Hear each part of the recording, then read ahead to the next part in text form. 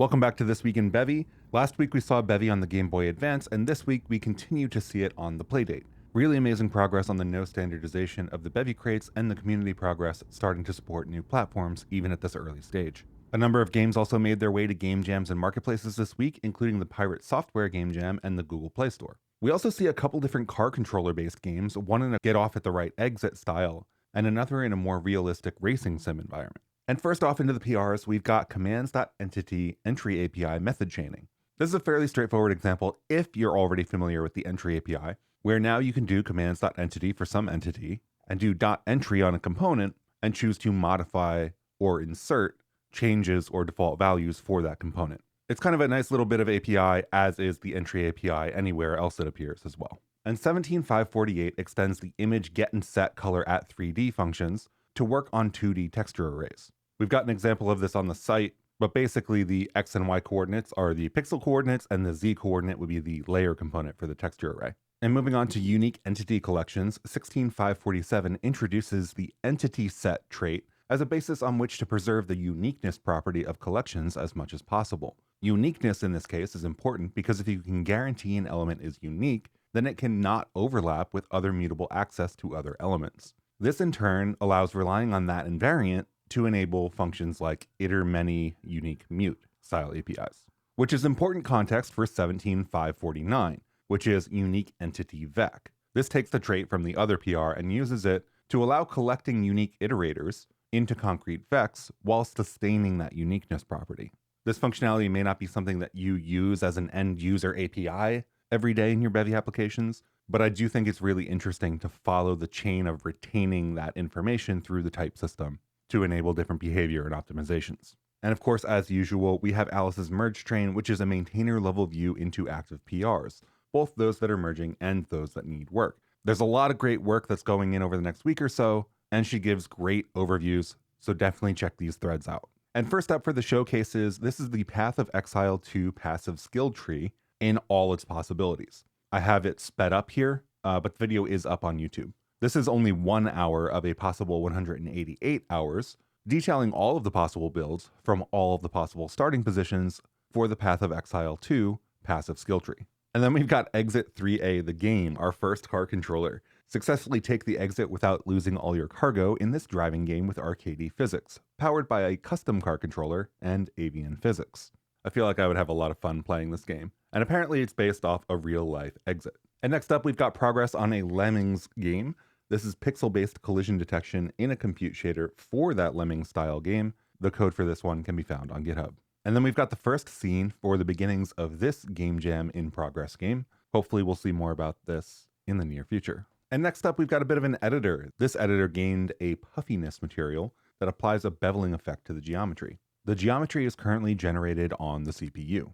And then we've got this in-progress Unicode renderer that gains support for rendering gizmos. You can see some of the gizmo code on the left-hand side here and the resulting rendering on the right. And we saw Crystal Realms fairly recently, but Crystal Realms has now made its way to being published on the Google Play Store. Crystal Realms is an MMO game where you can gather resources and make your own worlds. You can fight enemies, complete quests, craft items, make friends, and more. And then we've got our first Gamejam entry for the Pirate Software Gamejam. Place some glyphs in your sword, and then click Fight to see how your character does. Sword for Hire is an entry, again, for the Pirate Software Gamejam. And then we've got Grumpy Sword, which is another game for the Pirate Software Gamejam. This is actually the author's first Bevy game. And then we've got work in progress for Hex Roll 3. Hex, that's HEXX, is the crate used for layout and hex grid calculations. Bevy Rich Text 3D is used for the labels, and Bevy Editor Cam is used for the camera control. And next up, we've got another racing game. This is an Assetto Corsa map, which I don't know if I'm pronouncing correctly, imported into a Bevy racing game. There's a little bit more information about the car controller and the physics used in the Discord thread, so definitely go check that out if you're interested in making racing sims. And this is a marching squares experiment that it was kind of fun to see grow over the course of the week. This is the first implementation, which grew into this one, and seems to have finalized for the week here. This is a demo of an experimental marching squares implementation, and the end goal is to generate a nav mesh for navigational use cases. The code for this is also available on GitHub. And next up, something I'm really excited about. This is Bevy running on the Playdate. After we saw Bevy running on the Game Boy Advance due to the ongoing no standard work, the Playdate was next in line. This demo uses the unique Playdate crank input to power a ship amongst asteroids. And if you're comfortable with things like using the Bevy main branch or using Rust nightly and things like that, this is something you can actually go and compile yourself and run on your own Playdate. And then there's Fling-a-ding. Fling-a-ding is a physics-based high-score chaser made for mobile and playable in the browser. I'm playing it here on my desktop for the video. Click and drag to slow down time, send the ball into these cubes back down into the lower end. The higher the cubes get, the more dense the material gets, and the more points they give to your multiplier score. If they get to the top, game is over. This was pretty fun, and I found myself playing it for probably too long.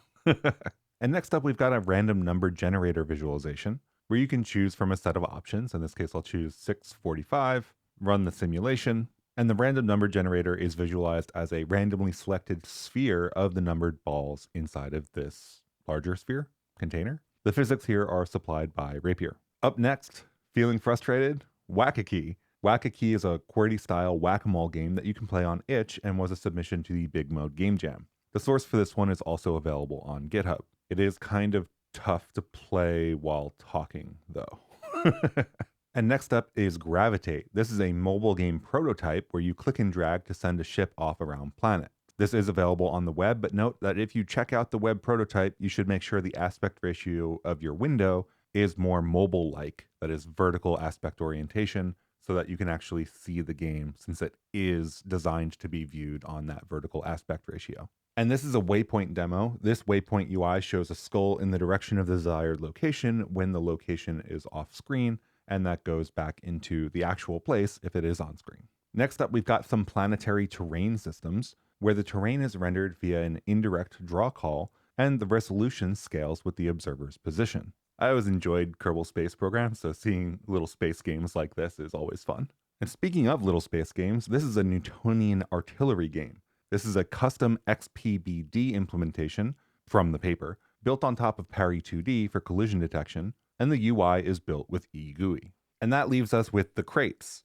BevyMod scripting is an initial attempt to enable scripting within Bevy's existing framework. 0.9 represents a complete rewrite, so if you've tried it in the past, now may be a great time to give it another go. It supports a number of different languages, mostly a large variation of Lua's, as well as Rye, and it's got a great shiny book that you can go read. And Bevy Tiled Loader uses a custom nom parser instead of the official tiled crate to parse tiled maps and render them in Bevy. Bevy Tiled Loader also supports Avian colliders and some other features. And it's always nice when we get some visuals for the crate releases. This is Bevy Lookup Curve 0.7. Bevy Lookup Curve is an editable lookup curve that can be used just about anywhere you need a formula, from X to Y, that you can fine-tune with a GUI, such as animation, gameplay progression, physics, probability control like item drops, shaders, and more. In 0.7, Lookup Curve now implements Bevy Math's curve trait to make it more versatile, giving access to a lot of conveniences like resampling.